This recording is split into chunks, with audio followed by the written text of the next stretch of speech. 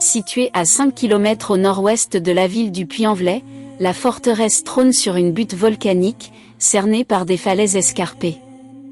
Le choix d'un tel site n'est pas anodin, il confère à la forteresse un premier élément de défense unique.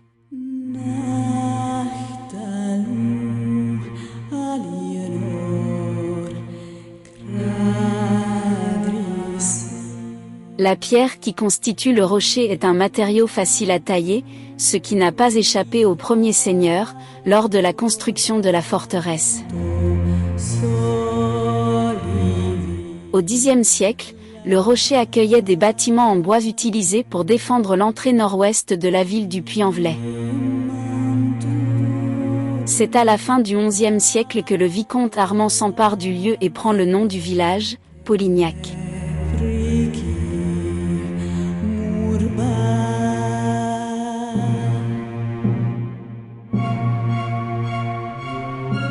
Petit à petit la forteresse va s'élever et demeurer l'allégorie de la puissance des seigneurs de Polignac.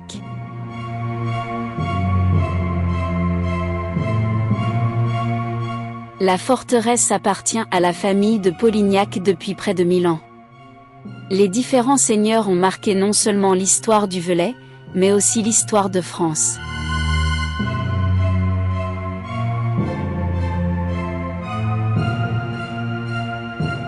« 1098. Héracle Ier de Polignac, premier seigneur, prend part à la première croisade en Terre Sainte et trouve la mort la même année. 12e et 13e siècle. Les seigneurs de Polignac vicomtes du Velay s'élèvent contre l'évêque du Puy, alors investi des charges comtales.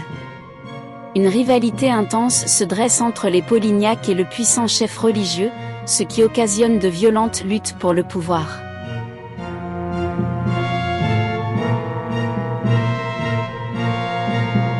Fin du XIIIe et XIVe siècle. Les relations s'apaisent et la puissance de la famille de Polignac ne cesse de s'accroître. Occupant la place de premier baron suite à une union maritale avec la famille de Chalencon, il siège à l'institution des États du Velay.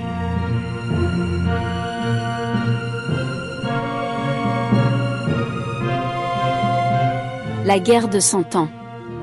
La célèbre bataille contre les Anglais renforce la renommée de la famille grâce à Randon Armandis qui débarrasse le Velay des ennemis. À cette occasion, la forteresse prend une toute nouvelle importance dans la défense de la région.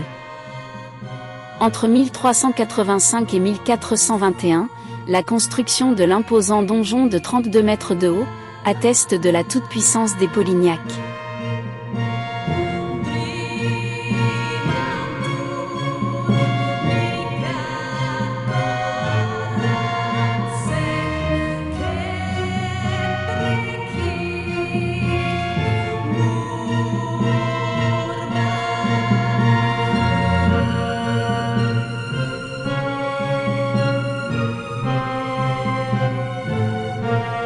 « 1467, la soif de pouvoir des Polignac est freinée cette année-là par l'intervention du roi Louis XI.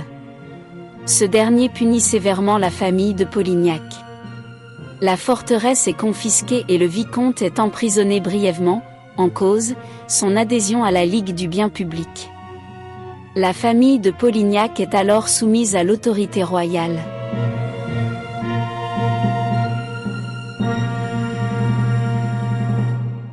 Fin du XVe, début du XVIe siècle. La vicomté, troisième demeure des Polignac au sein de la forteresse voit le jour. Cette dernière est plus modeste mais beaucoup plus confortable et décorée de manière plus moderne.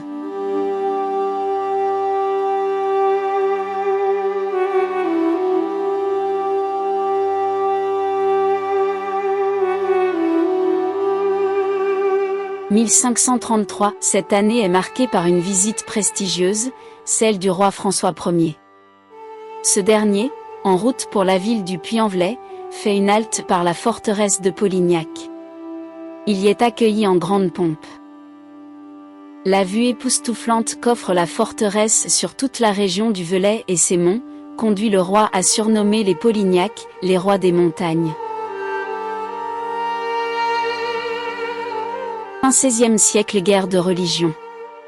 Bien que la forteresse commence à être délaissée par la famille au profit du château plus confortable de la voûte, elle n'en perd pas moins son rôle militaire décisif. La forteresse devient capitale des royalistes et s'oppose aux ligueurs du Puy, farouches défenseurs du catholicisme et opposants au roi Henri IV, d'origine protestante.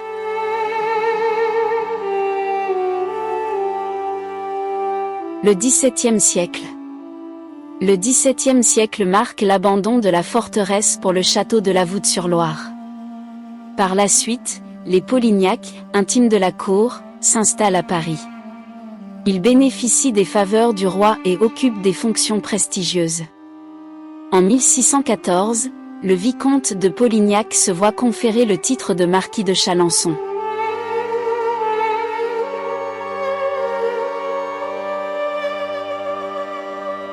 Le XVIIIe siècle, le siècle des Lumières.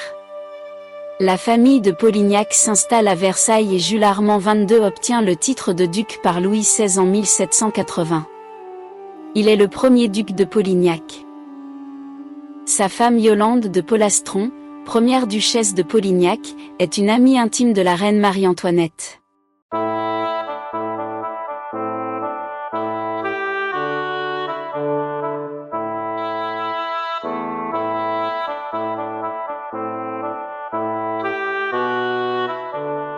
À la Révolution. La proximité avec la famille royale n'augure rien de bon pour les Polignac. Louis XVI les somme alors de s'exiler.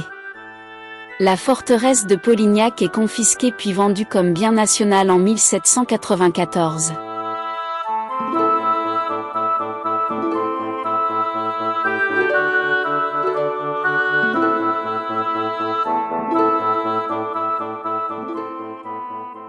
« 1820, Armand Exit, fils de Jules Armand XXII et de Yolande de Polastron rachète la forteresse. Son frère Jules de Polignac se voit octroyer le titre honorifique de prince romain par le pape Pie VII.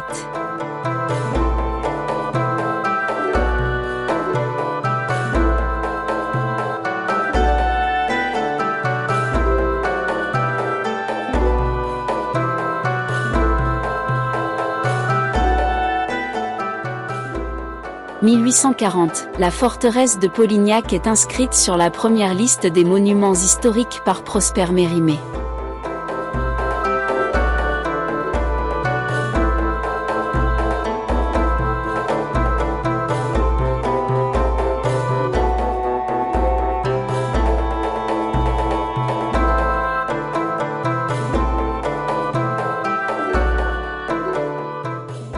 Fin XIXe siècle.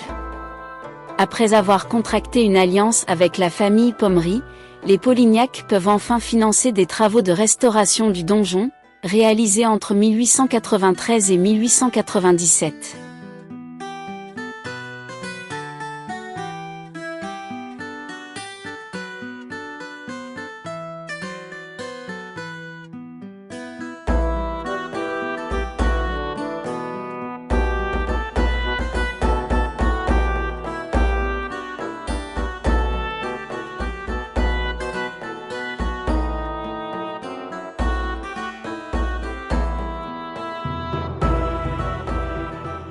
« 1920, de nombreux mariages avec des familles puissantes comme Singer ou Pommery ont vu le jour au sein des Polignac.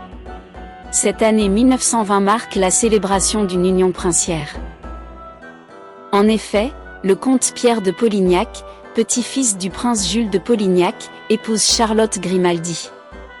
Étant la seule héritière de la famille princière de Monaco, le comte Pierre de Polignac devient le prince Pierre de Monaco. De leur union naît le prince Régnier, père du prince Albert, souverain de la principauté de Monaco.